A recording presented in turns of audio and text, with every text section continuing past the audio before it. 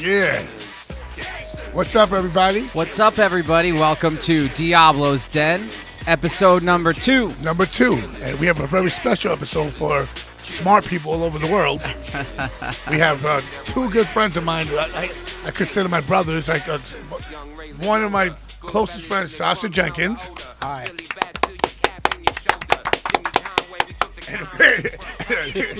And this guy sitting right across from me, who's a real good guy. And it's on tonight, my friend Drew Stone. What's up? Now that you got me all fucking pissed off. Yes. Awesome. Well, I just want to say thank you both to Sacha and Drew for joining us for episode number 2. Before we jump in, I just want to also start by thanking everyone who supported episode 1. Thank you so much. We got some great feedback. We were very excited, so keep on checking us out, diablosdenpodcast.com. Sign up for the email list. Get the episodes delivered. Subscribe to the YouTube, right? Get the episodes delivered right to your email box. So definitely, if you're catching us on YouTube, like, subscribe, share it. Follow us on Facebook, all that stuff. Follow. And we're going to get the corporate stuff out of the way with our sponsor. And yes, hold on. Lord Jewish, hold it down. That's dope, Lord Jewish. That first of all, that was me and Chubbs and Black Dave, Killer's remix from Ice-T Colors. That's dope. That's on my mixtape coming out. That's awesome. Called the Diablo's Way mixtape. That's how I keep it in the streets. I love it. And now, what are we talking about? We are talking about the Our people sponsors. that make this show happen for us. Our sponsor, Oak and Crow. Oak Give them and the Crow. theme song. Oak and Crow coffee. Oak and Crow coffee. Drink that Oak and Crow coffee now. There you go. So, guys, definitely big shout out to Oak and Crow Coffee. Go Visit to their the site. website, oakandcrowcoffee.com. Oakandcrow.com. Use discount code DMS. and save 10%. So Save big ups to Jake and Oak and Crow for hooking us up on the first episode and the second episode. And he's Puerto Rican. And he's Puerto Rican, which And Isaac vegan. loves that. Vegan, Puerto Rican, vegan. Awesome. All right, let's go. jump into the show. So episode 2. Hold on. Oh, go ahead. And also, when you go to Oak and Crow, go there, go to my line of coffee called Diablo's Dark Roast. Yes. Now, I don't know about your friends in hardcore or bands that have their own coffee line, but I do. So I'm just saying, I'm stepping up into other different ventures. All right. Oh, if you need to get amped up. Need to get amped up. It's like a swift kick in the face. And Sasha said, "Don't sleep." Right. Awesome. So let's go ahead and introduce our guests really quick. Danny, why don't you go ahead and let everybody know who's with us? Well, as I'm saying, I got two people here special, they're good friends, and these guys are really in the background of a lot of shit. A lot of shit you don't even know about music, and these guys been there. They've been in the hardcore punk scene. They know about graffiti. They know about fucking hip-hop. They know about film. And and these guys, they don't know, but looking at them, they look total opposites, but they have a lot in common. Yes. So they got a lot of factors. You two, first of all, We actually do. they both of you guys come from parents who were fathers who were into film, right? That's right. True. And you guys definitely both have some kind of Jewish tie next to each other. True. Right? True, right? True. And both of you, I'm Jewish. He's black. We're like paisans. listen. But also, you guys know your history and how to talk to people. A lot of people in nowadays don't know how to do that, and it upset people. But you guys definitely know how to talk to people and get people to release things. You know what I mean? Like information. You know, and you guys do documentaries. True. Amazing. Right?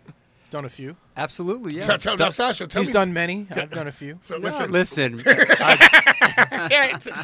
I'm going to say right now, both you guys, Sasha, you first, tell me what documentaries you have done. Did a film called Fresh Dressed about the Dope. history of hip-hop Which was fashion. awesome. If you've not seen that, definitely check that out. It's on Netflix right now. Yeah? I did a film called Burn Motherfucker Burn about Yes. the so-called riots in Los Angeles. That's on Showtime On Demand. I did a film called Word is Bond Word is bond. about rappers and rap lyrics.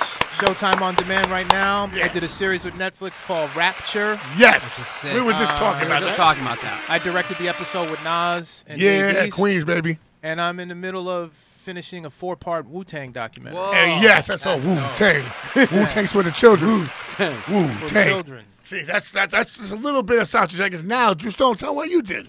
As far as documentary Yes. films go, jeez. I directed XXX All Ages XXX, the Boston hardcore film. Yes. True. True that. On Netflix right now, I have a film I directed called Who the Fuck Is That Guy? The Fabulous Journey of Michael Alago.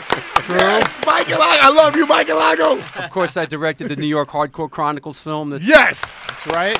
you know. Definitely. Oh, the drama. All the drama. But listen, no matter what, you did it. People say, I love when people say, hey, you got a podcast, you got to do it this way. Like, motherfucker, shut the fuck up and do your own podcast. Yeah, fuck Right. those clowns. You guys, you did something great for the scene, and it bothers me. People should be behind you 110%. Listen, and I think Sacha would agree that you need to have a strong chin when you're doing what we do. And A lot of critics. There's always going to be, you know, a couple of clowns that talk out the side of their neck, but to me, it's far outweighed, you know, by the people that Love you. You know that in lack of a better term, love the work and you know, people come across the board and say, you know, what you're doing means a lot, and we're like archaeologists. Yeah. You know, and then I have another film coming out December 9th. Yes. That's the New York Hardcore Chronicles film 1.5. That's the stuff that didn't make it to the other ones. Well, I wouldn't say that. Yeah, you could say the stuff. Different interviews with different people. Different interviews, different people. It's like if you love New York hardcore, this thing's going straight to Amazon and iTunes. Dope. And the world premiere is at Brooklyn Bazaar on December 9th. And then next week I'm going to Israel. I'm shooting. Yes, homeland. Back to the homeland. Back to the homeland. It's like going back to Africa for me, I guess. Right. you know, I've never been.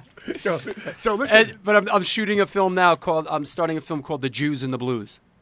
Oh, Jews at the blue scene. The Jews and the Blues. That's cool. Yeah. True. Hold on, turn around. That's what I have to say. I don't even talk. What's up? What's up, Daniel? So, yo, I like. He doesn't talk now? I always like to kick off our episodes real quick. A lot of got positive feedback. People just enjoy what we're listening to, so I'm going to kick it off, and then we'll start asking some questions. So, some new music. I've been checking out the new Sick of It All. They just released a new record. Sick of It All, Queens, baby. I just got to say, I love Sick of It All. Craig ahead, I love you. Craig is awesome. We got to tour with those guys once. It was one of the best experiences of my life. Love Sick of It All. New record is awesome. You should check it out. They took me out of Queens, those guys. See? They put you on. They put me on. And I've been rocking, too, that new Drug Church record. I don't know if anybody's heard that. Record called Cheer. Say again? You'll love the name. The name alone should get you interested. Drug It's called Church? Drug Church. It is dope. Where are they from? They are from Brooklyn, but I guess, Come on, you know, bro. They're not from Brooklyn. They're not really. Patrick's, I think, from Albany, but, you know. That's a little far from Brooklyn. Listen, it sounds like old Goo Goo Dolls with Lou Collar from Sick of It All singing. It is dope. You got to check it out. Drug Church. I'm telling you now. Drug Church. Yo, Patrick, what's up, I'm telling brother? you now, yo, they scanned a lot of records this week. All right, that's Great listen, record. This goes out to Drug Church because I value your My music opinion, right? musical taste. And then the last thing I just been listening to, you know, I'm a music guy, is that new Modern Life is War, Volume 2, the new 7-inch on Death Wish is sick. So please check out all three of those records. Jay Reason really knows his shit, bro. Listen, man, somebody's got to keep Ezak up to date with what's happening with new bands. I'm going to try to do that. Let's go around the table. What have you been listening to, or you've been working on shit? I've been working. Listening to. Sorry, man. I've been listening to SZA and Cope. But besides that, you're in the studio, right? Studio all the time. I'm doing this is crazy. I just finished an album with Mars. Mars is from That's dope. the whole Juggalo horrorcore stuff. So it's crazy that I crossed that world. But, you know, I might as well just take a whole bunch of steroids and wrestle. Right? The Hebrew Hammer. I don't know. The Hebrew Hammer. You know what I mean? Danny Diablo is my signature movie, The Hebrew Hammer. What about you, Sasha? What do you got? New or old? What are you rocking, man? I know people always tell like tell them about 1865. Well, I just got the test press on my album. I'm in a new band called the 1865. Awesome. That's crazy. Like Tell us a little bit about that. if the Foo Fighters met the Bad Brains at a black woman's hair salon, shit. that's what it would sound like. It's Whoa. crazy. I'm into that. Some crazy stuff. So we're on, surprise, surprise, we're on Mass Appeal Records. Awesome.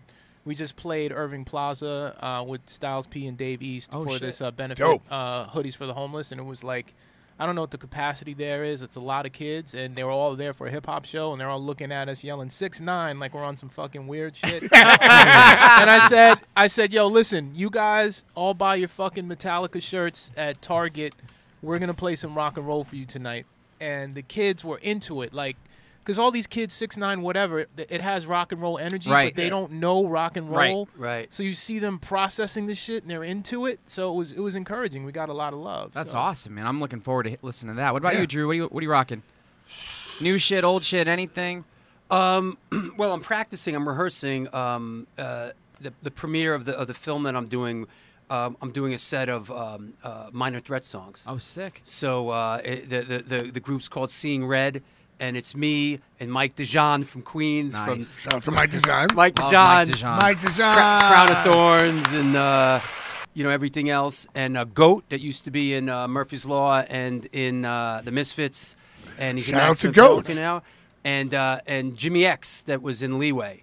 So Poodle. Mm-hmm. Wow. Yeah. Damn. So that's throwback. Yeah. I used to look at the back of the record and see that dude. And be like, hey, bro, Leeway, that was a Astoria, big deal. baby. Astoria. And everyone in the band but me is from Astoria. Oh, everyone in the band works at the fucking the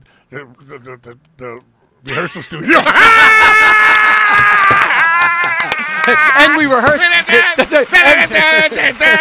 And we rehearse. Oh, stay on the high. I'm sorry. I should laugh, but that shit's funny. And we rehearse at Astoria Soundworks. In Astoria, Queens. But new sponsor. So New York Hardcore is sponsored by Astoria Soundworks. So just been smashing around with some Minor Threat songs, and but as far as what I'm listening to, I've been listening to a lot of Americana and folk and blues, like Woody Guthrie and Lightning Hopkins, a lot of old blues and stuff. I've been researching a new film I'm doing, so I love that stuff anyway. If you like newer stuff, you should check out this dude, Ryan Patrick White. Dude released an awesome record called Dying in Deep River, Americana. The production is sick. The vocals and the songwriting are amazing. Like, I'll have to set you off with that. The kid is super talented, but if you love that kind of stuff, this record is right kind of stuff. All day. What's that? I asked Sasha if he listened to blues. Muddy Waters. I like Mississippi John Hurt. Yeah, all that. That's some ill shit right there. Yeah, all that. I mean, as far as hardcore goes, like, I'm at a fucking hardcore show every other night. Yeah.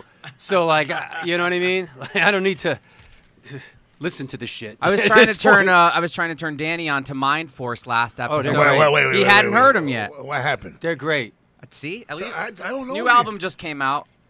I'm sorry, bro. They bring hardcore it. band. Yeah, Mind Dude, Force. Wait. Just dropped a new album Stone today. said they are Sasha. brilliant. That's all I'm saying. They're great. Sounds like Burn, kind of like it's dope, dude. They're great, Sash. Yeah. They're really. So now, you know what? You know what's interesting? What they do sound like, since we're on this a little bit. Yep. They got like a little bit of a leeway. It's like the kid that sings Jay sounds Peter, Jay Peter sounds a little bit like Eddie Sutton, but they sort of have a real Metallica. The guitar They player got is very Metallica. That Poughkeepsie '90s thing going on, which is white where trash. they're from. White trash. Yeah, like Poughkeepsie. That's your town, kid. What? Fuck out. The home of where you had the worst show of your life. Worst show of my life, and it's been Chance. a lot of bad stuff happened in my life. Yo, Poughkeepsie's still going off, man. Yeah, I love Poughkeepsie scene. Hudson Valley scene is what's up. Great still, dudes. like, listen, that place still is whack as fuck, but still the nice people that live there. Yo, we. Dun. Shout out to Poughkeepsie. Christian. Shout out to Chance. Christian from Fear Factory went to use the ATM. He walked out of the venue back in the day, and he got held up. Really? Wow. That was a rough area around the Chance. Still is. Yeah. It's fucking Crack Street right there. I played there with FTW, and it was like only our friends there. and the bartenders gave us all night. All we did was drink Jägermeister, and it was just a crazy. It was kind of sad. It was kind of sad, but we had a good time. Can I ask a question? Yes. Sasha, what's the background with you and Isaac? How did you guys grow up? You guys grew up together? So Sasha, what's the background? Spit knowledge to them. We went to Bryan High School together, which... Explain what Bryan High School is to these people around the world. You know, it's in Woodside, Queens. Home of Tell them what. Ethel Merman went to our high school. Nice. Whitey Ford. Bunch of people went to our high school. Michael from Good Times. Michael I from love- Good Times is the Carol best. O'Connor went to our thing. And where is it? In Woodside? It's in Archie Woodside. Bunker. Archie Bunker. Psycho Les from the Beatnuts. Went to school with us, yes. Well, Chaka from Orange Line Chaka from Burn. So I went to high school with Ezek and Chaka. I met That's Chaka wild. first. I met Chaka in the hallway, and he had a black book, or I had a black book as well, and a friend of mine had a black book. He's like, yo, you right? So then, and then maybe I ran into him in the village again. And then Chaka was always a kid who was way more industrious and cooler and was out there. So he was going to hardcore shows. I was into skating. He wanted to get into skating, and he was already into hardcore. So we kind of switched up.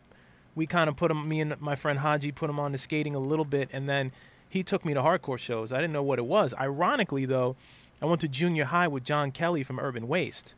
So I was a black kid who liked rock, right? And so he would always, I'd be drawing graffiti and he'd be drawing UWs. And I'm like, what's this? And so in like 1983, he's showing me photos of CBGBs. And he's like, I'm in a band called Urban Waste. I didn't know what Urban Waste was. So then That's cool. when I That's cool eventually as fuck. got into hardcore, I was like, yo, I know this guy. Right. And then I ran into him on the train. And so then years later, maybe 6 years ago, I reconnected with him and I went to his house. You told me that. And he was like, let me show you something. And he pulled out this little address book. Back in the day, people had address books. Yeah. And my name was on one page and Dave Grohl's name was on the other No page. shit. So he had my mother's phone number still in his address book. So, That's crazy. but going back to Bryan High School, so like Ezek was in my gym class. and Wait a second. And he was, we were in the locker room. Locker room, remember that? right? And he came in with a Cro-Mag shirt or agnostic front shirt. Agnostic front shirt. He had agnostic front shirt, and I was like, "Yo, what do you know about that?" He's like, "What do you know about that?" and then he opened up his locker and he had like tags and shit. I was like, "Oh, you write graffiti too?" Right. So then we kind of connected, and then I introduced him to Chaka. And Chaka was the guy who put me on, and then I think we eventually took Ezek to CBGB. So So, I mean, you said this in the New York Hardcore Chronicles film. You fell in with these guys, and they brought you to your first hardcore show. Yeah. That's But great. then I don't know if a lot of people would actually even think that, right? Just It gets even crazy. Sacha was doing the first graffiti fanzine. not the Yeah. first, the third. No, to me, it was the first. third. For me, it was the first one I've seen. Right. And then I had pictures in it too. what was the name? Do you remember the name of the? it was called Graphic Scenes in Explicit Language. So, but Sick. but Yeah. that came out of Chaka and Freddie Alva had a compilation called the New Breed Breed, yeah. compilation. Mhm. Yep. So it was a cassette that came with a black and white booklet. So I asked them where they got it printed because I wanted to do a zine, and I asked my mom for $800, which was a lot of money for my It's mom. still a lot of money now. She, I said I wanted to do this thing, and my mom somehow scraped together $800. That's so amazing. And that led to all the stuff that Shout I out- do today. Shout out to your mom. Shout out. I think that, What a cool story, Sasha. Thanks for Yeah. sharing that Yeah. part. and I think that we mentioned this has come up before, but I'll say it again is. That was sort of a crucial time because that's when sort of the graffiti and the New York hardcore was sort of connecting. And then it's sort of, you had a cross-pollinization from the people in the graffiti scene that sort of, went sniffing around the hardcore scene, and kids that were into graffiti were like, yo, let me check this hardcore shit out. And so that was sort of a real crucial crossroads right there. It was, to me, it's weird because I got into graffiti way before hardcore. You know what I mean? Like Yeah. graffiti's from where I'm from Jackson Heights, and from growing up, going to trains to like the orthodontist when I was a little kid, like 13 years old. I was on a train by myself, and that's where I got looking at all these subway cars and just like in the neighborhood. So to me, graffiti was part of my life before everything. It's like before I got to music, I was playing basketball every day. I didn't care about music or anything. I just cared about the Knicks. You understand? Like that. It's just part of my life. You know what I mean? Well, it's all culture. Like, Yeah. me growing up in Queens, Yeah. back then, New York was pretty segregated, right? Yeah. And I moved to Queens when I was like 7. Where you from? From Maryland, See.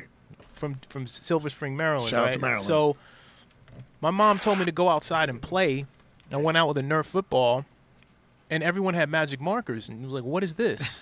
So graffiti and all that stuff was a part of the culture. There was a guy named PK, Yeah. well-known Storia. Queens dude, gave me my first marker when I was like 10 years old. That's dope. But the crazy thing is, growing up in Astoria, because I was into graffiti, and back in those days, kids would play football with other neighborhoods, like would get equipment. Two-hand touch. So we would go and play the quote-unquote white boys in Astoria Park. Well, a lot of those white boys were like the leeway dudes. Yeah. What's the kids that the one that's a throw up?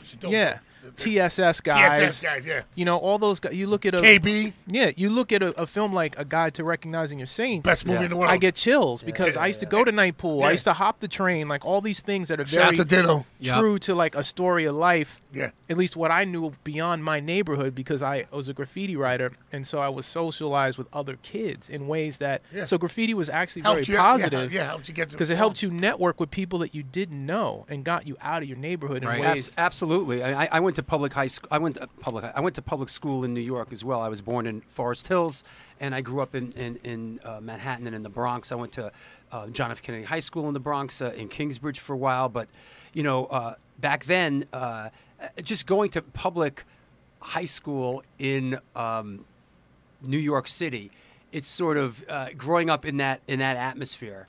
You know, is how do you put it?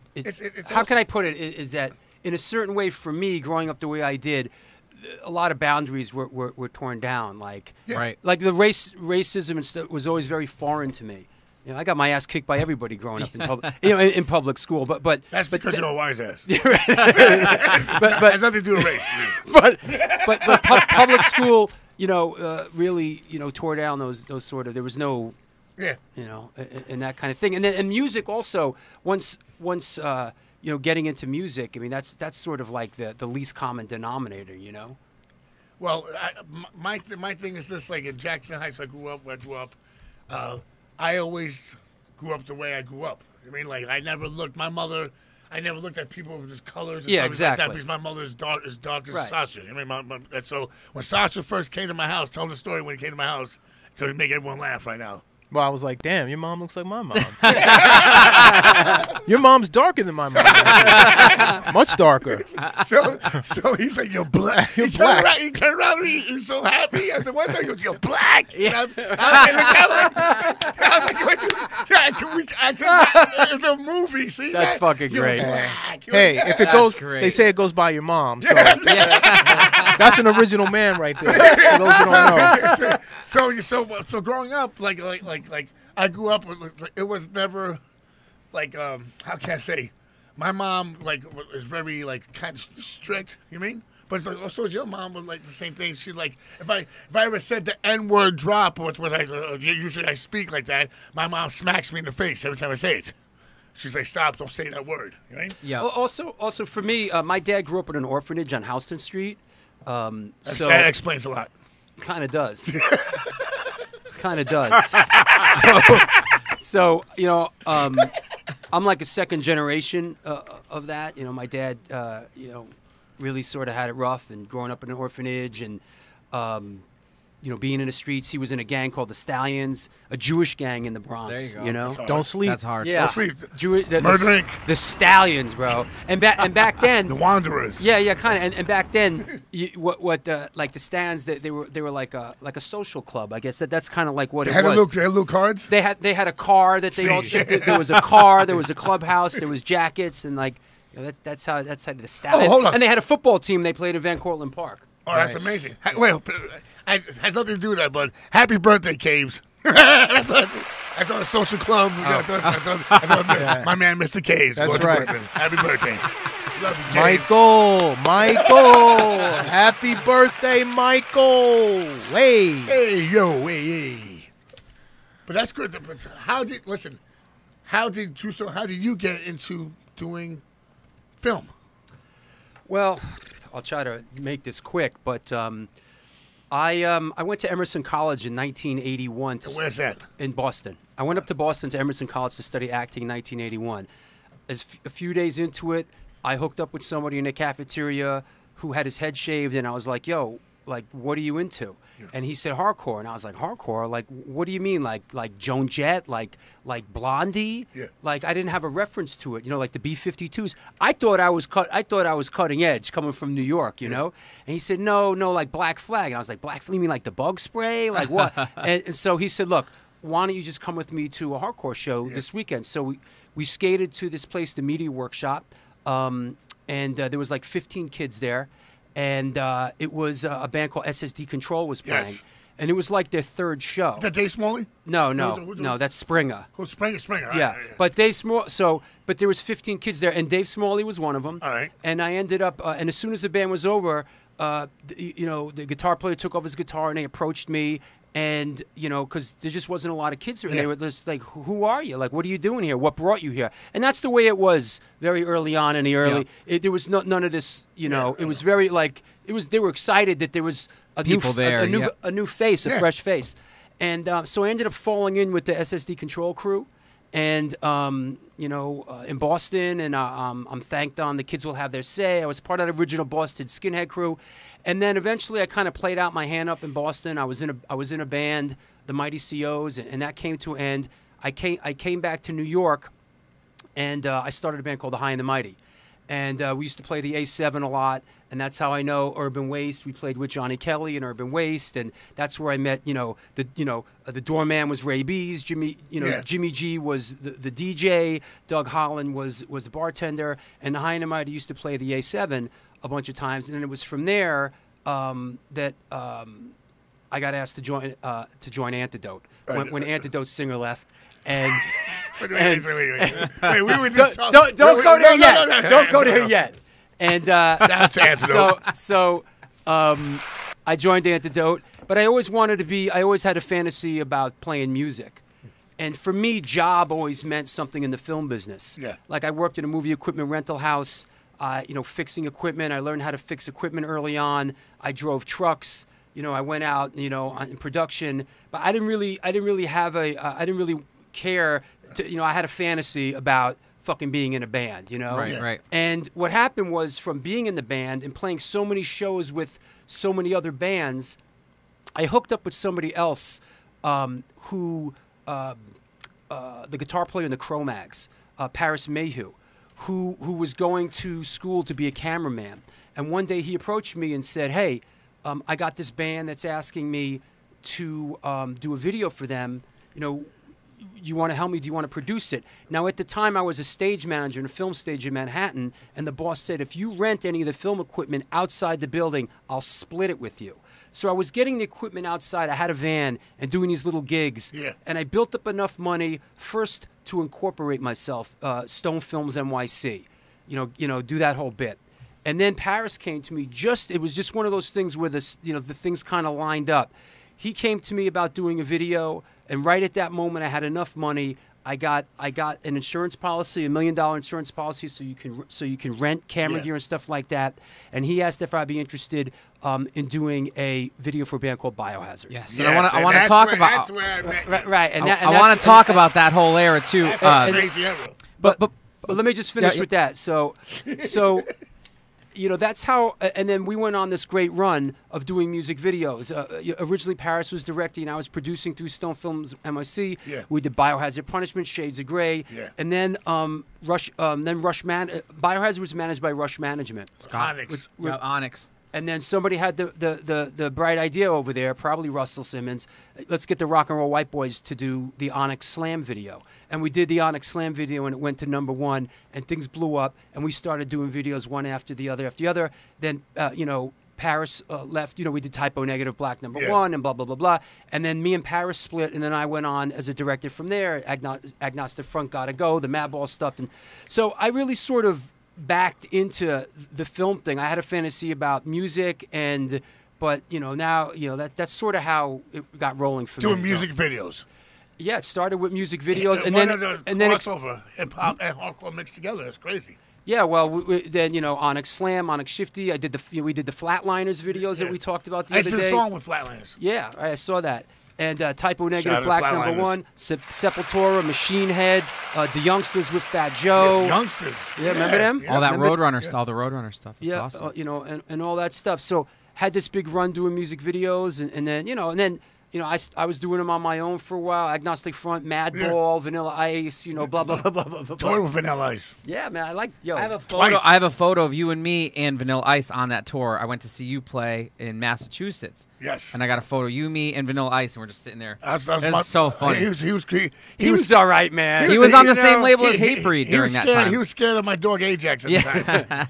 Yeah, he had a lynx or something, but he was scared of my dog. It was weird. But that's how it's sort of. Shout out to Vanilla Ice. That's awesome. Yeah, I meet a lot of guys from all over the world through music, and he's one of the guys I can really say was a cool guy. Yeah, he was always cool. I'm sorry. I'm saying he's a cool guy, and shout out to Vanilla Ice. So that's my story. I just want to go back to what Sacha was talking about, the first zine, because I love stuff like that. I think it's cool, like people that make their own things and feel inspired, like to create things and don't sort of sit around and wait. So Sacha, can I just you want to talk a little bit more about that sort of, initial process of getting the zine started and what your thoughts were and how you kind of collected that idea? So maybe somebody who is listening now, even though there's a digital component out there in the world, I still believe in the physical good, the going out to the show, the making a zine, handing out the physical flyer. I think that's an element that's been missing. So could we just talk a little bit about that so younger listeners could maybe put that into their headspace a little bit? Yeah, it's like what the guys in the 5% Nation will say. It's called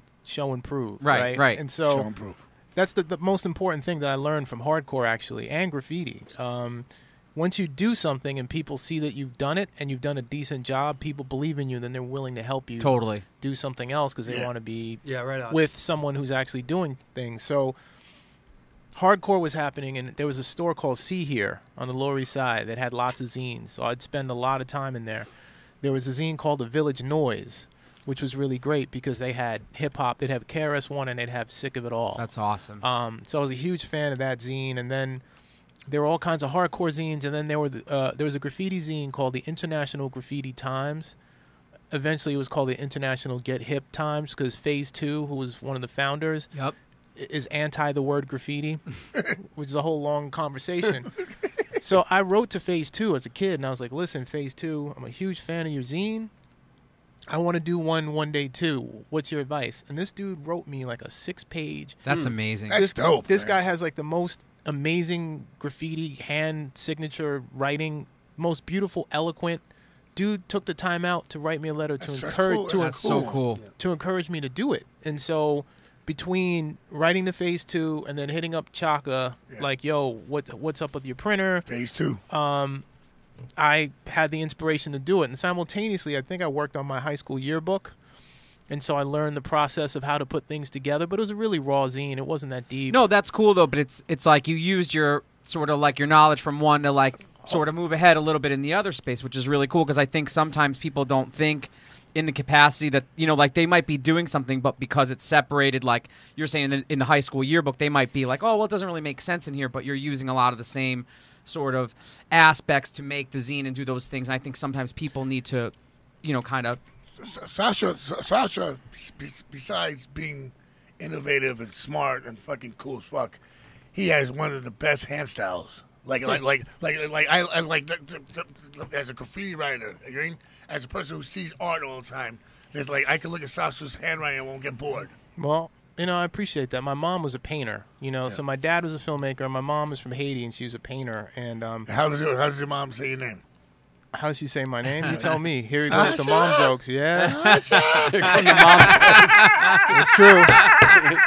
But so my dad was a filmmaker, and they lived all over the world. So there's a very particular style that Haitian artists have, and so my mom brought that style to Saudi Arabia and Lebanon and Ethiopia. So her artwork was a reflection of where she was from, but looking at where she was. So I grew up in an environment where art and creativity was a part of my lifestyle. But where hardcore comes into it is there was a band called New York Hoods. Mm-hmm. The singer went to our high school. Yeah. And Chaka had made we were into skating, and he edited together a skate tape video with one of the New York Hood songs. And it was a song I really liked. And I was like, yo, what band is that? He's like, it's New York Hoods. And the guy goes to our high school. I was like, what? That's sick. Someone from our high school did this? It felt so unbelievable. And then he made me a mixtape And out of all the songs that stuck out, Bad Brains stuck out to me. And I said, yo, Love the what Bad band Brains. is this? He's like, it's Bad Brains, and they're black. I was like, word? I was like, yo, this is amazing. So I bought Eye Against Eye, a beat-up. He sold me a beat-up copy of Eye Against Eye for $10 because he just wanted me to pay for it. But Yo, and then just as a random side note, in our high school, tell me the teacher. we had this substitute teacher. Watch this. Chaka's roaming the hallways. I had a music class. This is back when you can just come into a class. Right. We walked Yeah, right- We walked. Bryan High School was pretty fucked up. So So there was a kid named Skinhead Randy who was in a band called show of force. Show of Force. Mike DeJohn. Mike DeJohn. Right. Randy was Colombian, right? Yeah, but he had some interesting politics. And Mike DeJohn was married to his sister. Was he? I didn't know that. That's his sister. That's crazy. So me, Skinhead Randy, and Chaka are talking about Bad Brains, and the substitute teacher says, "What do you know about Bad Brains?" Whoa. And Chaka's like, "What do you know about Bad Brains?" And he was like, "I produced their first record." No And shit. then he said, "All right," Chaka said, "Come through with the record tomorrow, and I'll give you $20."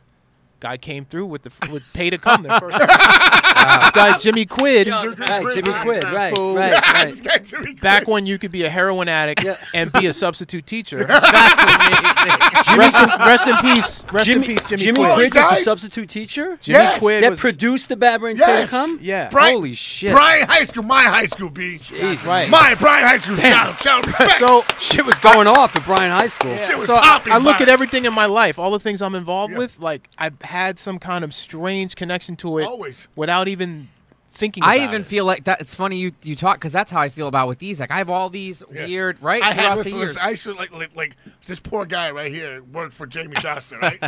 So basically, Jamie would be like, moved me out to Connecticut for 6 months, and I hated life because I lived Peace, in Connecticut, as Raekwon would say. Peace, Connecticut. But Connecticut's fucked up. You ever been to Bridgeport? We talked about that. It's A lot of fucked up. Ricans, you should feel good up there. Always a Rican shit. A lot of Jews in Bridgeport, too. A lot of fucking craziness in Bridgeport, man. People get Wait, killed in Bridgeport. why the gunshots when I said Ricans? Or was that Come for on. the Jews? Was the gunshots for the Jews? or Come the on, Ricans? Papa, that's not cool. Check this out. Check this out. So this poor guy used to have to like babysit me, and Jamie Johnston. Oh, him like, too? He used to babysit me, and it used to get so crazy, bro.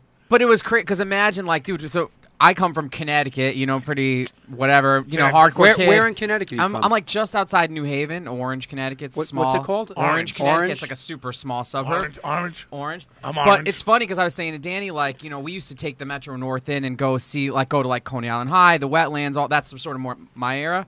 And it's just all these little points like this, the Jamie thing. Then it's like the podcast with this dude. Like Drew, I've interacted with you a bunch of times over the years of the shows. Like Sacha, I've watched all your projects, so I feel like that, going back to reading Ego Trip. Yeah. So it's cool. I love when people say that there's this connection between things and time, and it's just cool. I think that Totally. just to touch on what Sacha was saying, which I think is really there's a real currency to it. Is the part of the hardcore ethos is get up, get out, and make Exact- shit yep. happen. Yeah, You don't fucking do sit it- around do and it wait for yourself. something to be handed to you. Do it yourself. And I'm coming out of the first wave of American hardcore, and that was really the strongest initial message that came to me, was that nothing's going to be handed to you. Book a show, Yeah, make it the happen. make the Make it flyers happen. yourself, post the flyers yourself, and incredibly, at 50 years old, I still carry that ethos with me to this day, even making a lot of the films that I make. You have to do it. I feel like you have to, especially with have to. with the way digital is, man. I feel like more than ever you have to be out there interacting on a human component, going out to the shows. Dude, there's a lot to be said for FaceTiming with people and interacting in person. All the followers in the world and the likes in the world, I feel like doesn't replace a 5-minute conversation No. face to face. Well, that's the that's contact part of that the issue here. Is what I think what is waning is community and culture.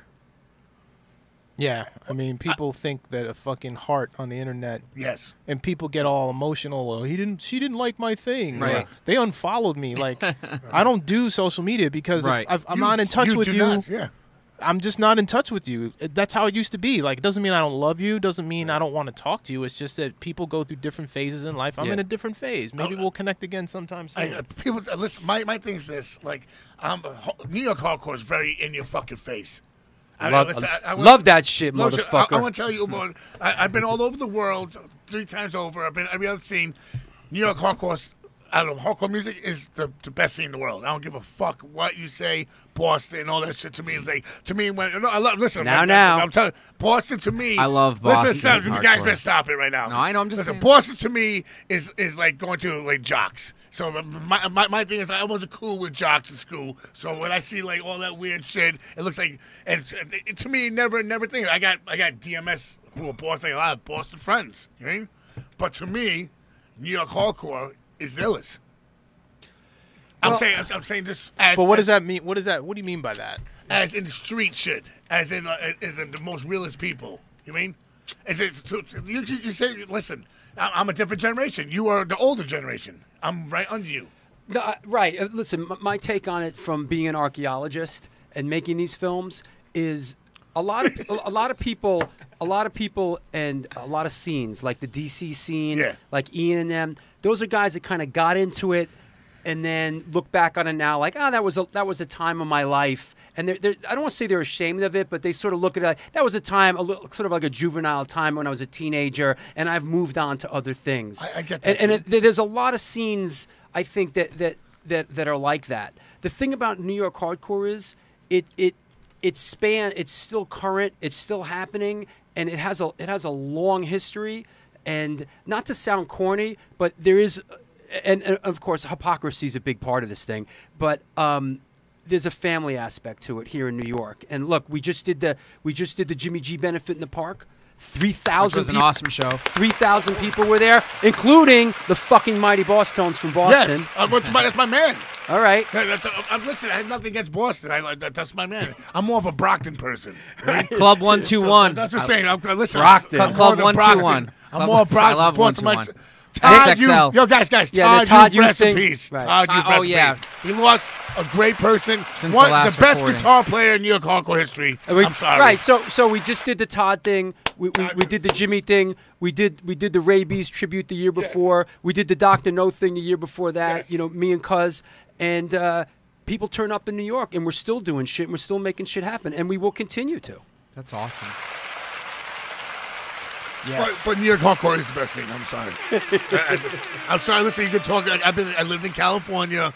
Shit's cool. It's your scene. It is my scene. It's your scene, and you love it. I say it. Police the scene. Do everything. Fuck the Proud Boys. Right. Can we say that? Yes. I want to talk. I don't know about any of that shit. I want to go. I just had to say that because people are like, why did you say something? Listen.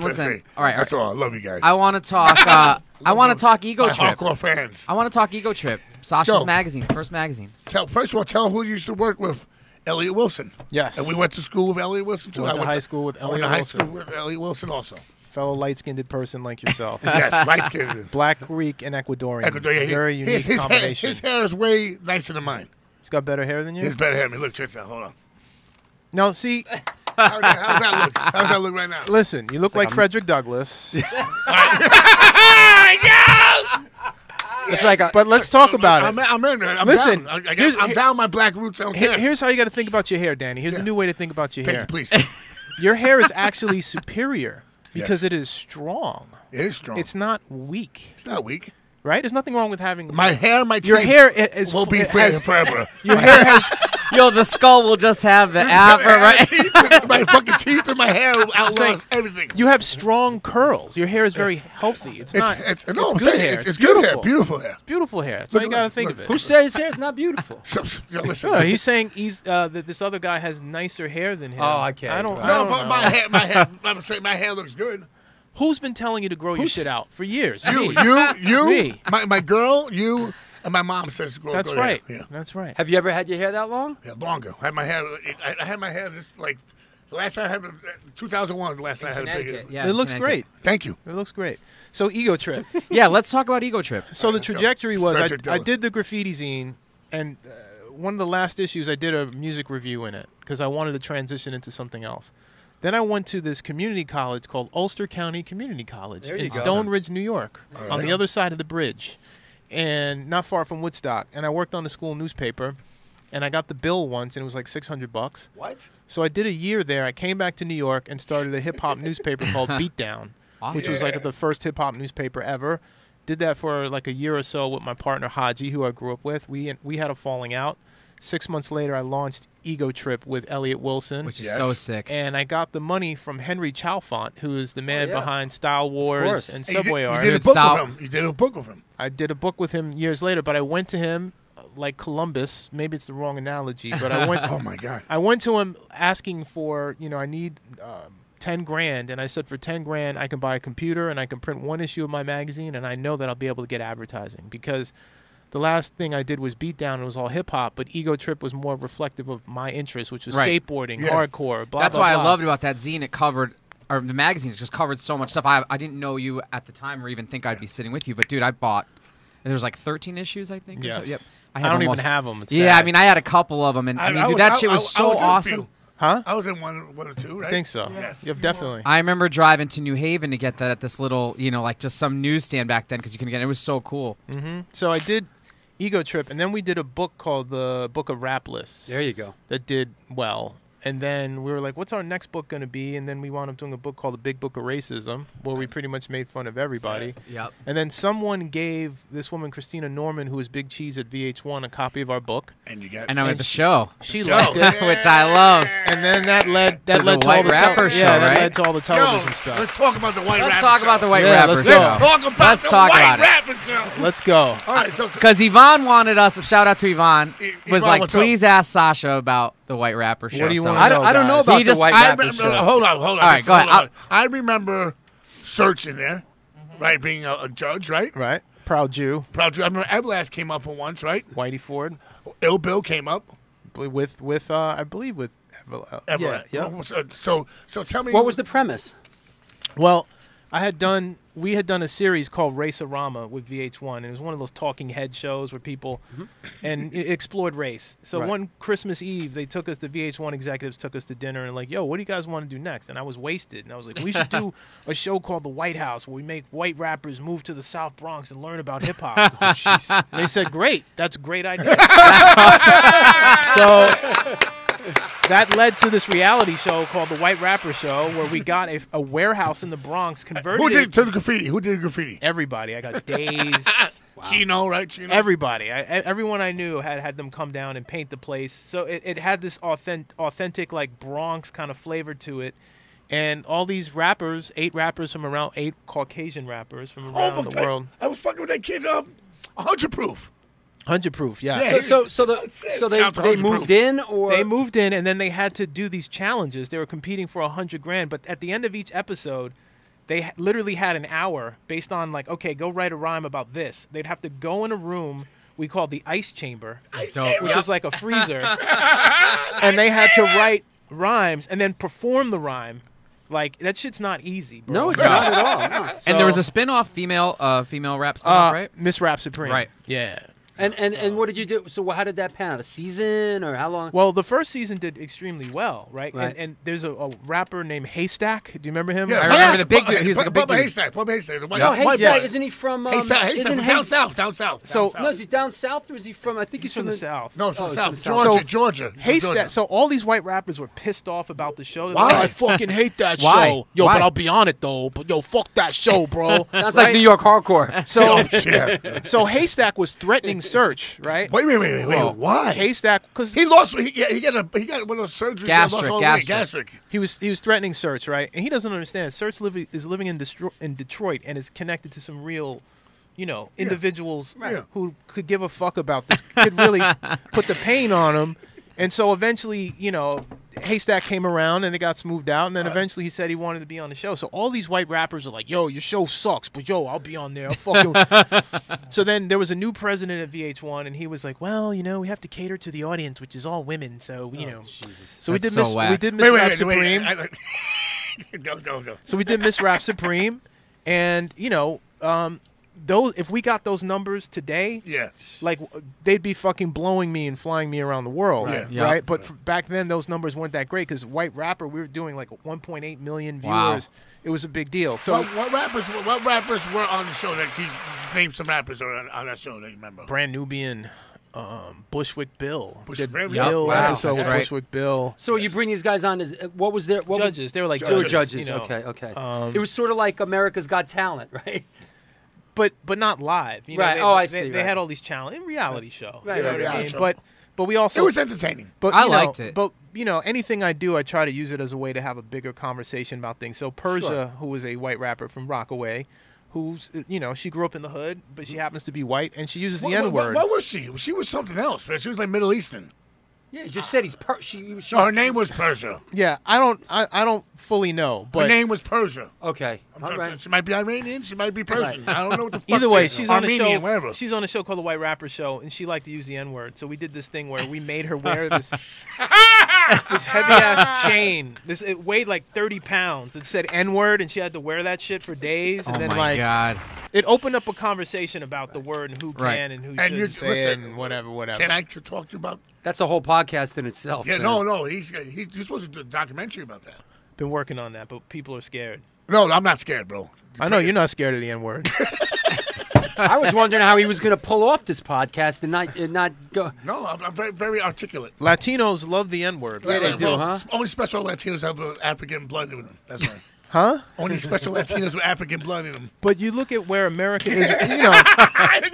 People can say we remixed the word, right? But look at where we are in American history. Like motherfuckers really want to bring slavery back. So you want to fucking still call yourself? You want to call yourself that shit? Because they're ready to make you a slave. I'm ready to kill like someone. for real. I'm ready to kill every white person out here. Well, I'm saying if I don't know if that's the way to go. If I have to, Got to work with white people. Listen, but if I had to, that's what the difference between me and a lot of people. A lot of rappers or hardcore guys say this. I'm ready to do this. Or yeah, if this is they're scared to death.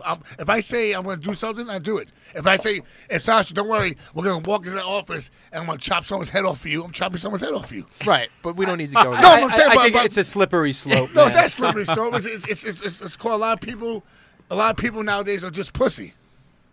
And I just want to say a lot of people I think people are addicted to the internet. That's why you have this mass murderer the other day who's on Facebook. Yeah. Like writing what he's doing. That's why this shit is evil. It is evil. Well, I think it's the most evil thing in the world. And not to bring in what we discussed before, but what's happened is the internet gives a lot of people a platform that normally would not have such a platform, and it's sort of makes. But does I'm going to ask this question, you guys both as creators of entertainment, music, and arts and film. When someone says something to you on the internet, and they know it's something hurtful and something personal, does it bother you? Well, for instance, I'm a big fan of the New York Hardcore Chronicles. This gentleman interviewed me. Very, very nice, right? I felt honored. Yes. So someone doesn't write their name, but write some greasy shit. Yeah. But I figured out it was my old friend Larry, right? Air wrote something about you? Yeah, wrote some greasy shit about Really? how... I'm racist? No. Like how I bit off of him or whatever. Because I did the Peace Book, right? Me and Chino did this thing called Peace Book. People are going to get mad no matter what. He did some zine that I fucking forgot about that had, drawings in them. So he's telling me, I'm not even thinking about this motherfucker. He's telling me that I'm biting off of him or some shit. So do you know what you do to get back at that? Tell the story about Rel TA7 punch hair in the face. Let him finish. Wait, hold on. Why don't you tell that story? But here's the point. This is a guy who stayed in my house. I know. This is a guy who got his fucking nose busted open by someone that I took to my home, took him to the hospital. My mother gave him soup. He's staying in my house. He never told me he was doing graffiti zine. I'm doing graffiti zine. One day he's like, oh, yo, check this out. I'm doing a zine. Whatever. I don't care, right? But, I'm a fucking 40-something-year-old man. I don't fuck with the internet like that. You're going to go and write some stupid shit, right? You won't even leave your name. But then when I call you out, it bothers that's you. why I don't fuck with the internet. It bothers you. So I don't fuck with the internet. I know you've been going through a lot of stuff because a lot of people hate on you. I mean, part of the Sasha's not on the internet. I'm all over the internet. I created the New York Hardcore Chronicles page that has almost 100,000 people on it. And it's become, in a lot of ways, sort of a network and a big go-to sort of place. Like when we do the Jimmy G benefit, when we have the Todd thing, I post. And you get haters. You get haters. Look, I get haters. That happens all the time. But my attitude, first and foremost, out of the gate is I love everybody. Yeah. I do. If somebody wants to carry on like a fucking clown with a fucking red nose on and goofy shoes, And you know who those people are. yo, whatever, man. It's because sad. the balance. Of course, It's sad. Of course, it's sad. But it goes back to what I said before: is what's happened now with the internet is it's not about your results and what you've done. Everyone has a platform now. So someone in their mother's basement that's never done a thing can talk out the side of their neck to someone that's really out there busting hump and doing a lot of shit. So listen, you know what? It doesn't. Like I said, if you're going to be in this game, if you're going to be in the New York hardcore game, if you're going to be in the graffiti game, you better have a strong fucking chin. Yeah. But the thing is, we're going to take a 10-minute break because I go to the bathroom and stuff like that, or go back to Oak and Crow, buy the coffee. But listen, guys, no matter what, that shit hurts. I don't give a fuck what anyone says. If someone says, people talk about my brother and stuff like that, personal shit. Who? But who and why? Yeah. The graffiti writers. Like, Listen, I knew that guy. He was know. a sweet guy. I know You that. didn't know him. I know they didn't know him, but still, they say stuff. They say stuff to bother me. I know, but I can't stop the car and get out and fucking scrap with every single person Right. that talks out the side of their neck. I'm doing exciting things that I love doing. As a street person, me, that's the Right. one thing I got. I know it's back. But listen, right. I know stop- it's hard for you. I understand I stop that. every day. Every day in my life, I wake up, I'm noticed by at least 3 people like Danny Diablo. I love your music. And that's the only thing that keeps me going. But it's like if one of those persons said that, like the way I stop and talk to my fans. If someone say, "Hey, fuck your blah blah blah," I'm gonna smash their face. And that's the one thing that I can't like. It's But horrible. it's not worth it. I know it's not worth it. It's not worth it. But it eats me when I'm home. I understand. It eats me like I know you got this But going to what he's saying, this guy's on the internet. I do all kinds of shit, I know. right? I know. Yeah. It's not even enough. People are on the internet talking shit who haven't done anything. That's I know right. that. Right, and then people That's have such short attention spans. I can do an 8-part Wu-Tang series. Yeah. Yeah. Next week, no one's gonna give a fuck. Right. So all I can do is just keep doing what I'm doing, I know. and people can stay home hating. Absolutely. The last time I saw Air, he was riding a BMX bike with no shirt on, like 2 years ago. All right. On that note, we're gonna. On that note, Drew, so Fuck say outta here. Say one thing. We're gonna take a break. Right, and I'm not saying I'm all that, Yeah. and I'm better than. That's not what it's about. Listen, I make my art, Yeah. and my attitude about it is, and I kind of lifted this a little bit from something. Not that I'm a big Andy Warhol, fan, but he read something he wrote something I saw that really resonated for me, and I kind of live my life by this in a certain regard. And he said, "Go out and make great art, and while people are out there criticizing your art, go out and make more art." Thank you. And that's the way I live my fucking life. All right, check this out. True Stone, that's amazing. So listen, I want to take a break. People have to piss and stuff like that. All right, and then when we get back, I want to we're end going- it we're with I going want in- to talk about Yeah, going in the on classic era of Drew Stone videos. Yes. Because a lot of our listeners have been All right, asking I about gotta that. take So we'll be right back.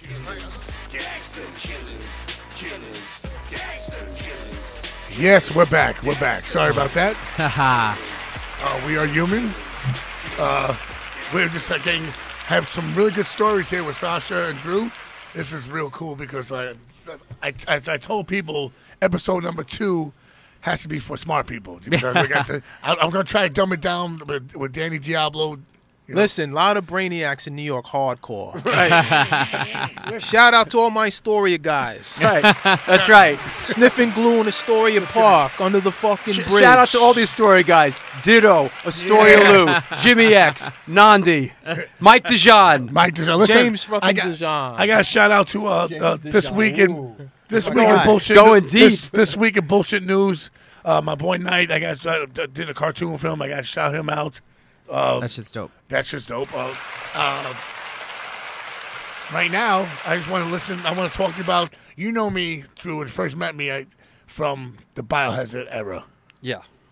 So let's. talk I about want that. to talk about the Biohazard era, especially for someone like me, because my generation and younger views that era as just like, especially specifically that video has just created a very Ignorance. crazy aesthetic for us. Ignorance. It was unreal. I mean, my brother, my older brother, shout out to my older brother John, had this VHS of a Roadrunner cassette VHS that had all the videos on it, and it had like that Biohazard video, man. And we would watch that thing like crazy. And Onyx Slam was, like I said, I didn't think I'd ever sit across from the dude who did that. Well, so I just, from your perspective to my generation, I'd love to hear that just come together and the whole thing. I think that it was a very special time, and I look at it. It was the golden age of music videos, where anything went.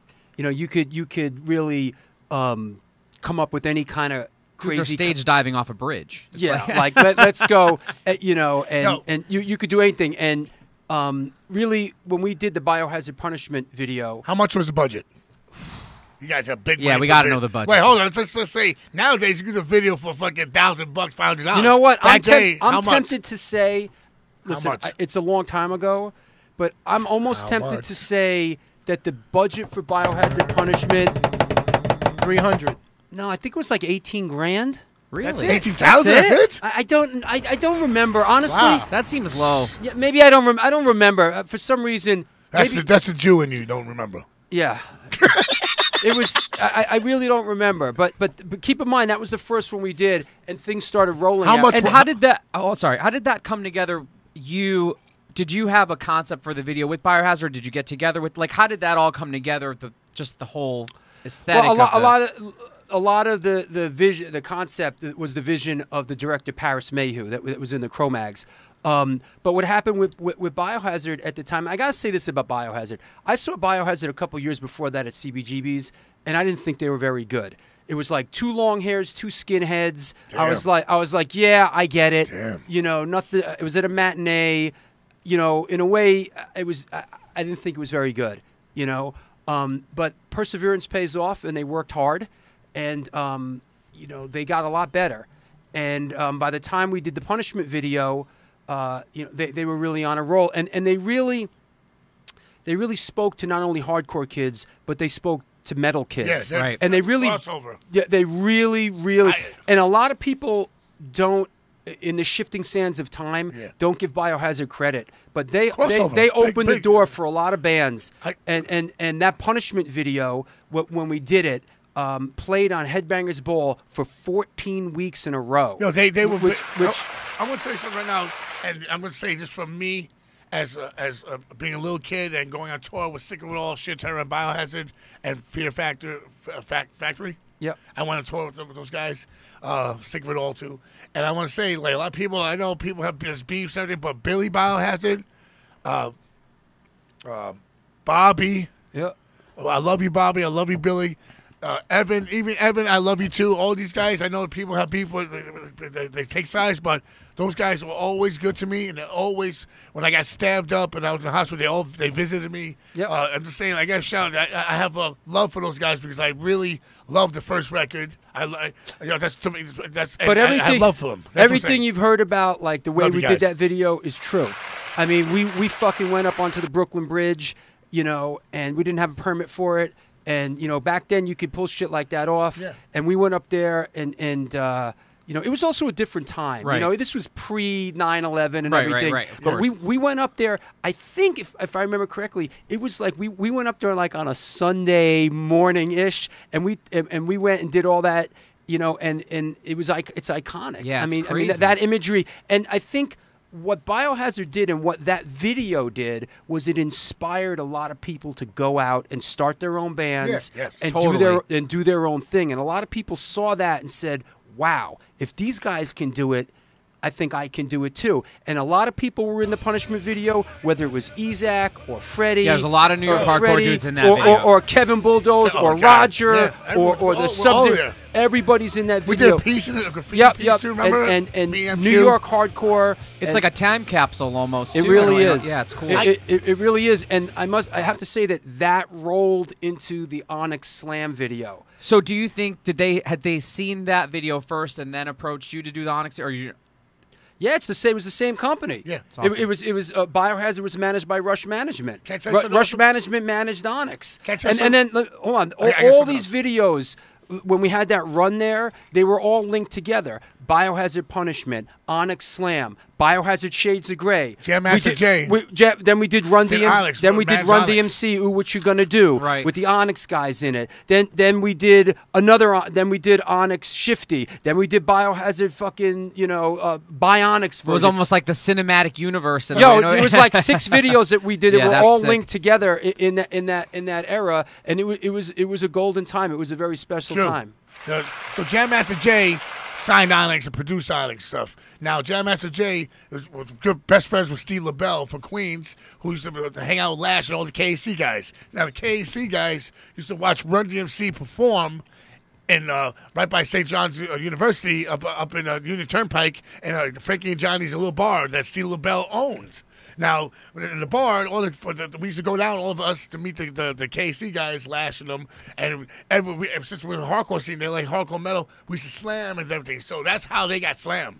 They got basically those dudes, like these motherfuckers are crazy because like the Giants used to be the bouncers at the Run DMC show. And they used to be like, watch a slam. And that's how they got to it. Shout out to Steve LaBelle. Let me say that also, for me, as a filmmaker, one of my highlights and for me was doing the Run DMC video. For someone, like I said, that went to public school in New York City, Run DMC was... My world. My world, too. I mean, I was going to Happy birthday, Run. going to public high school in the Bronx when Rapper's Delight came out and when Run DMC started doing their stuff. So to be able to work with them in a creative capacity, it was really, to me, when I look back on it, it was heavy. That's awesome. Yeah. What's up, Sacha? Hi. And that's it for me. Hi there.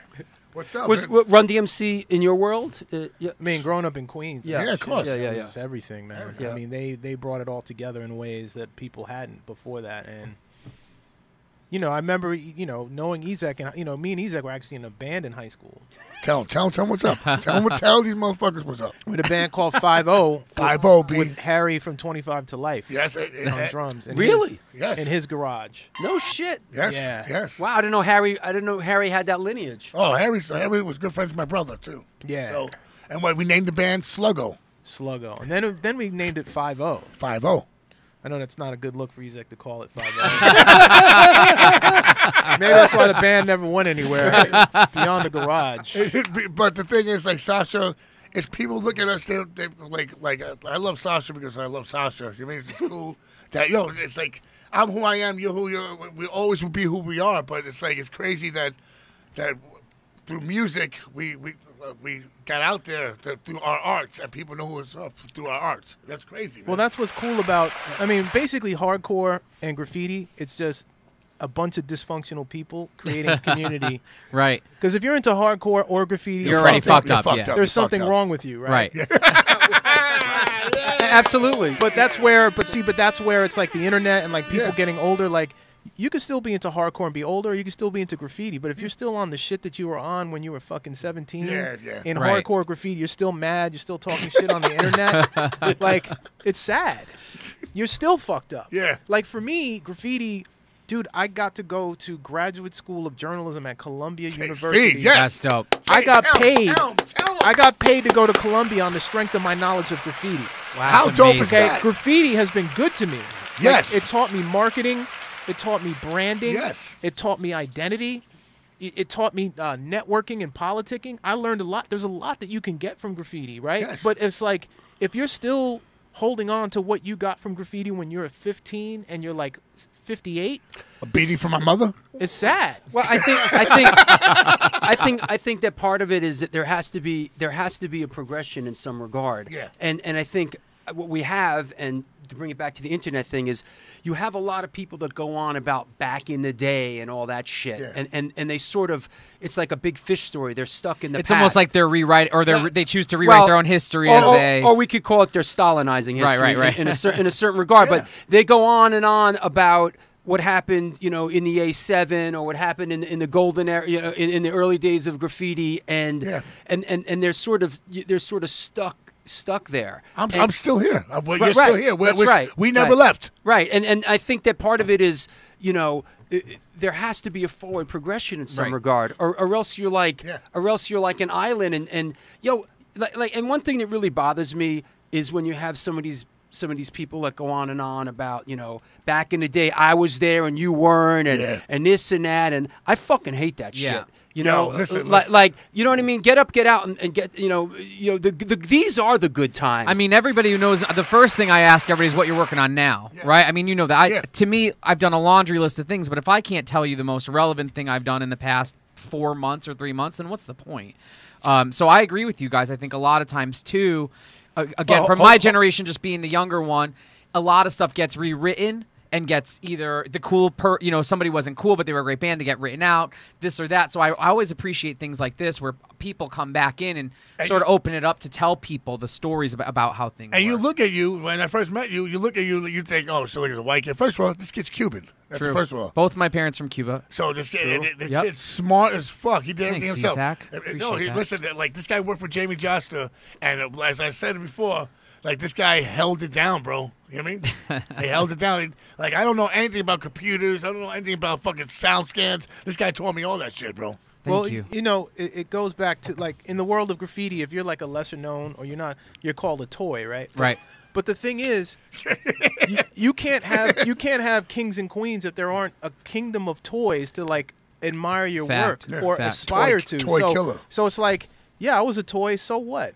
Yeah. I fucking, you know how much I learned? You know how I've surpassed some so-called kings? Like, right. It doesn't matter. No, it doesn't matter did how everything. well-known you are. It's about, like, what are you about? What are you able to learn from this subculture that's going to enrich your life and enrich the lives of people around you? Absolutely. And I think it reverts back to community and culture. And being a part of that fabric, is what's important.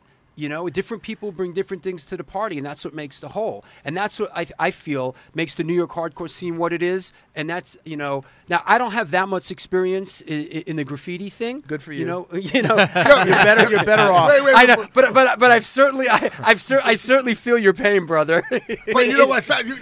In your documentary, in the hardcore, well, yeah, you painted me as like a villain of fighting, destroying people in graffiti. Well, that's not true. You painted. No, listen. It's not. It's a lie. No, but listen. Fake news. Fake Drews. No, listen. Fake Drews. I was saying that I did a lot more than that. Listen, it came out of your fucking mouth, bro. I didn't do a ventriloquist act. But it was like other people's mouths too. But the thing is, like, I think art. To me, listen, I know I'm a crazy fuck, but I'm an artist. Well, at least that's off the I'm table. an artist. Look, I'm an artist. I think that art is the most important thing. That I think all kids should be taught art. I think I love the fact that the art programs that we should put more money into art programs for these kids. Of course, because like people, all this fucking weird shit. People hate people because of the gender, the race, the religion. It's all bullshit, man. You mean like I'm just trying to say that like thank God. Thank God for gay people. Thank God for fucking art. Thank God for there's more beauty in the world today because of that. You mean? That segment, the spray paint the wall segment of the New York Hardcore Chronicles film had such a great response overall. It was to so many people that really didn't understand anything about the graffiti world. People came to me and said, "Yo, you should just make a whole film about that." Not that I'm going there, but for a lot of people, that segment, which both you guys were in, really broke down a lot of the basics, so the layman can understand really how the mechanics of graffiti and hardcore work. People love of that whole film. Yeah. People fucking love that segment. You know what's funny? I do music also, but but with that segment, you know what? I was like, oh shit! I'm really they look at me like a fucking animal, but then again, it's like I was an animal, and you know what? It's kind of cool to see other people talk about how crazy I was and how good my fighting skills were. Here's the funny thing, right? I know him before all of this shit. Yeah, that's crazy. And so before all these organizations really formed, right? I was hanging out. Yeah. Right? You knew him by his government issued name. Right. But there's still organizations being formed, right? Right. Alliances. So I'm with some of the members of the organization. It's myself, this gentleman, MQ, and Narc. It's a turning point in my life. Tell about the turning point in your life. Turning point in my life. What's this? So we're doing a little graffiti on 8th Street, not far from Electric Ladyland Studios, home of Jimi Hendrix. And then we're surrounded by, 35 Latino gentlemen. Of course, he's excellent. I'm just painting a picture. Right. And setting the table. They were graffiti writers too. I was the biggest one. Dude just walked up and punched me in my mouth. out of nowhere, right? And wait, thank God he did that. Because you know why? But wait. You got out of that lifestyle. Right? I got punched in the face, and then one dude comes up like, "Yo, bro, I know him, bro." And I'm like, "Yeah, you could have stopped it, but you did it." Who was that guy? Who was that guy? That's I'll get to that. So I get punched in the face. Right, the back of my tooth is chipped. Ugh. We're about to be surrounded by all these dudes. Stabbed. And then the cops came. Right? So I walked to the R train. I was like, yo, I'm not built for this shit. I kept going. I'm not built for this. And then that dude who said, yo, bro, you could have stopped it. Yeah. He lived in my neighborhood, and me and my friend Timothy, rest in peace. Rest in peace, sir. Good guy. We ran into him on the train, and it was funny because I went to his house and he was dipping behind car. We were gonna really hurt him, but that's crazy. But I was never built for that. Smart. I didn't know Narc was in the mix like that earlier. Yes. Yes. So basically, Sacha said, "I'm not. I became the gang member. That's like the movie. I became a gang member." And Sacha becomes the thing. I'm saying that's the turning point. Right? Turning point on careers. I'm saying kids. organizations were formed. I went a different way. In the movie, like Ditto.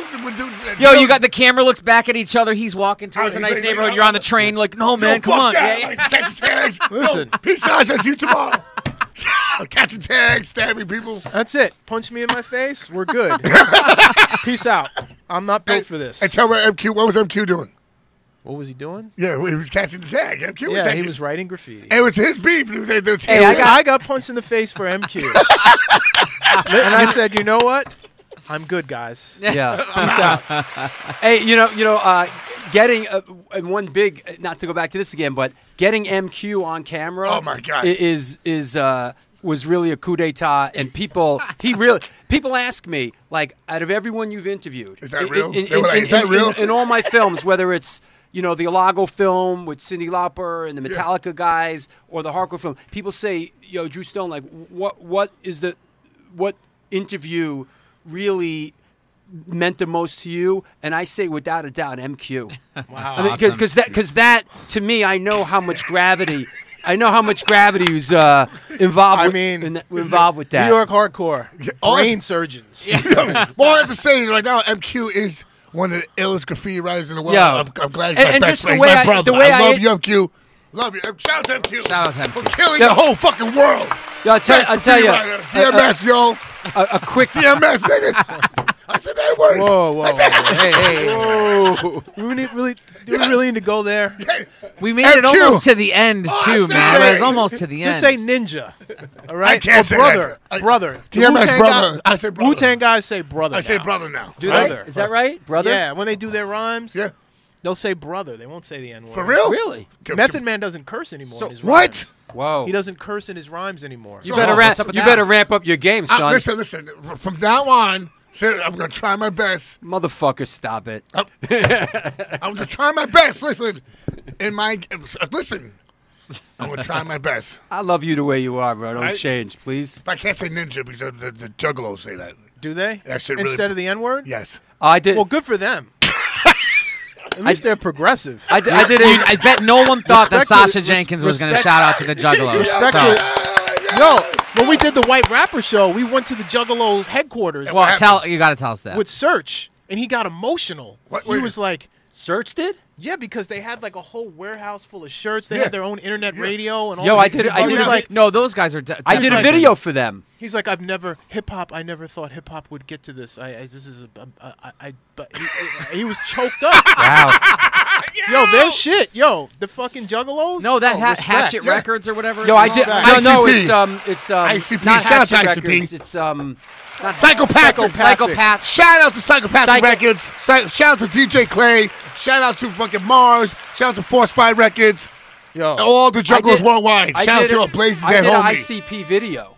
And then I went out on tour with them, and I got to tell you, they're the first fucking band that I ever saw. They were, in a certain way, they were slick. They bootlegged their own shit. Yeah. Like, we went out on this big tour. I do that all the time. It was ICP Biohazard doing They weren't doing arenas. They were doing parking lots because they wouldn't let them in the arena because they spray all the soda, right? Like the Faygo so shit. they were setting They up. own that. They were setting They up. own it? They own Faygo. They were setting up big stages. Big Riverport Amphitheater. Biohazard went out with them in the Midwest. It was bananas. What year was that? Do you know what year that was? It was 90. That's crazy, man. They used to put the ads in Eagle Trip, remember? Yep. But let me say this, is that they bootleg their own shit because they already struck the deal with the record label who put the shit in the stores. They went out and bootlegged their own shit and sold it at the shows, cutting out That's amazing. And they sold I've never seen anything. T-shirts. I've never Gangsta. seen any merchandise like this in my life. Gangsta. Yeah, that's amazing. Also, there's other guys. So let's hear it for the white boys. a lot of those guys are like. There's another camp called what the guys were Twisted. Twisted. Right. And the nice shouts. They were on the tour too. They were on the tour Now also. these guys are beefing with each other. But Gmo Ski, shout out to Gmo Ski, shout out to Gorilla Voltage, shout out to Kung Fu Vampire. There's a whole. Twisted beefing with Yeah, ICP yeah, now? yes. Because even on that tour, Yeah, ICP was treating Twisted like they were like yes, little, like that's what happens. pardon the expression, little redheaded stepchildren. It's fucked up, bro. No one has ever called me that in my life. But anyway, Well, listen, my thing is this: I'm trying to a lot of those Juggalo guys love my music because it's hardcore, whatever. I'm trying. Some people, some I can get in, some I can't. It's just like I'm from a different world. You know what I mean? I'm a Queens. I'm a street guy. So it's a little crazy when a guy talks to me in paint and shit. I bug out a little bit. I'm like, yo. You know Look, man, I don't dress up for Halloween or any of that shit. So I can't get down with no makeup. I'm too serious for it. But I totally get you. But, man. It's crazy. shout out to all those MCs because some of those motherfuckers can rap. They can really fucking rap. They're dope. That's what I'm saying. I didn't when we got a call to do the video, I didn't even know who the fuck they were. Right. And then I'm like, what, clowns that rap? And I'm like, I don't know. And then they said, yo, we got this amount of money to do You're the like, video. I'll do it. I'm in. I'm like, Yeah, yo, I'm right there. Yo, bet. And then we went to Detroit to do it. Yeah. It was mind-blowing. That's amazing. Shout out to King Gordy and Bizarre too. So with that said, we're gonna get ready to wrap up Diablo's Den episode number 2. This is really. I really want to sit down and have Jay speak a little bit more because I just want to get the creative flows from you. That's why I was like, all right, let me. Because I'm like, come on, I'm very happy both of you guys. Well, thanks for having us. Spoke your mind. Yeah, definitely. I Tell just us want what's going on a in the big world. thank you to Sasha and Drew for joining us on I episode 2. I love both of you. You know Yeah, that, we right? love you, bro. So Sasha, I love you. Let's go. Likewise. Look out for my 4-part Wu-Tang. I was just gonna say. Yes. Look out for. Tell me what you want. I'm looking Go forward ahead. to So that. Sasha's not on socials, but Sasha, tell us. I know on Netflix you have some amazing content that we can check out. Yeah, right? Rapture on Netflix. Fresh Dressed. Showtime on Demand's got a bunch of your stuff right now. This gentleman has a wonderful film. Again, shout it out. No, you shout out your shit. You first. go year first. And You're not getting off the hook. You're not getting off the Come hook. on, Sasha. I'm not. And then More Jewish. look out for Wu-Tang 4-part. All multi-part parts. And when's that series coming out? When's that coming out? Sometime next year. Can't say. I Which just network. caught the little YouTube clip that they put out, and it was It's really not. That's cool. that's some other thing that Sony did. This is a whole other thing. Awesome. Oh, Can't that's wait. good. Yeah. Yeah.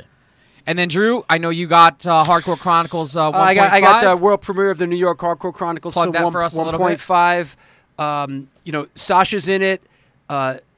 Isaac's in it. What am I talking about music or are you talking Yeah, about he's just talking about dumb shit like usual. So you got Magoon in this one? it's more. It's not so much, but more of the same. All right. It's coming out December 9th. There's a big plug the show. There's a big premiere at Brooklyn Bazaar. I'm doing a Q&A. I'm moderating the Q&A with Walter from Gorilla Biscuits. And, Yes, Shout out to Walter. Yep, and Jay Peter from Mind Force. And Mind Force. and John from Candiria. And Jeff and Rage, and we're having some bands play. Crippled Urn, Enziguri, Silence Equals Death. I'm doing the nice guys. I'm in the new video. Yep, I'm doing the Seeing Red Minor Threat thing, and Rage is playing. In the meantime, And where can we catch you on social media? Where can people keep up with you? Well, the New York Hardcore Chronicles is on Facebook. Drew Stone, I'm on Facebook, and Stone Films NYC on Instagram. And if you have Netflix, check out Who the Fuck Is That Guy? Mike The Fabulous Journey of Michael Alago. And if you have Amazon, catch my other bullshit. How can they buy the DVD right now if they want it? Of what? Of the Chronicles. The original New York Hardcore Chronicles film, www.thenewyorkhardcorechroniclesfilm.com. Buy it right So now. definitely check that out, But all guys. that shit, all my films, all 4 of my films are on Amazon, iTunes, Correct. Google Play, Awesome. all that shit. Yeah. So, guys, with that said, episode 2 is a wrap. Thank you so much. Thanks for Thank you. thanks for the support, everyone out there. I just want to say I really appreciate the support as an independent filmmaker. It really inspires me and keeps me We going. love you. We love And you, I also want to Stone. say that it's an honor to be able to do this with my friend Sacha Jenkins. Can I say one thing? It's Yes. an honor that I can have both you guys sit across from me and just like really talk about your lives and your achievements and and stuff you're going to do in the future. And thank you guys for coming down here. And I'm going to add to that, in addition to, Isaac letting me in with his friends. I feel so welcome. So thank you for sharing your stories with Love me. you, I mean, Jamie. it's Jamie. Don't amazing worry, they'll because- turn on you fast No. enough. Yo, I've been around long enough to know. Before you guys, if you know anyone in the game that he knows about computers and all that stuff that I don't know about, this guy knows about. All right, guys, so check us out, Diablo Jewish. Zen Podcast.com. Sign up Daryl. for the email list. Check us out on Spotify, iTunes, like, subscribe, all the good stuff. We love you guys. Death Star Inferno demo coming out soon. And Danny's got his new band, Death Star Inferno. We're going to talk about that Devils on and episode Demons, 3. Mars, Drop us Force a Fire line on the Records. website if you have any questions for us. We can't wait. We'll talk to you guys soon. Thank Queens you so much. is the best. Love you all. Peace. Oh, wait, shout out real quick to Lord Jewish, DJ Lord Lord Jewish, Jewish, for Chubbs. running the 1 and 2s in the back Danger, and keeping us Chubbs. going.